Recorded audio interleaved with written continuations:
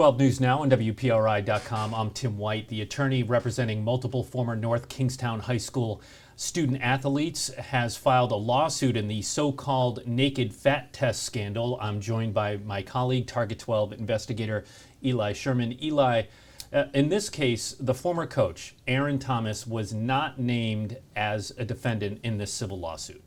Right, Tim. It's a former student who is suing both town and school officials over what he's calling sort of gross negligence, indifference to them not stopping this alleged behavior that Aaron Thomas had done, this naked fat testing, that these allegations against him for several years. The defendant, or rather the plaintiff in this case, is saying that the school officials and the town knew about this behavior, yet failed to protect him and others from having to go through this regimen, which his attorney is calling a sham.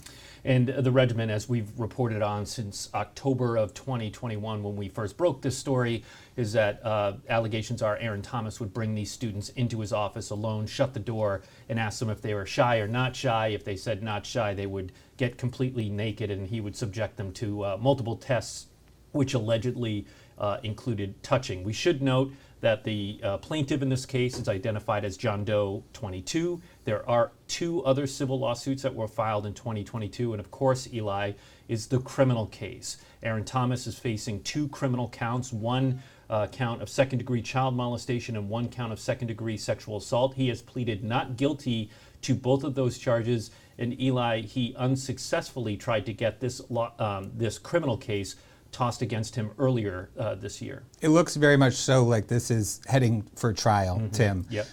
The defense, Aaron Thomas and his lawyers, have tried to get it tossed out multiple times.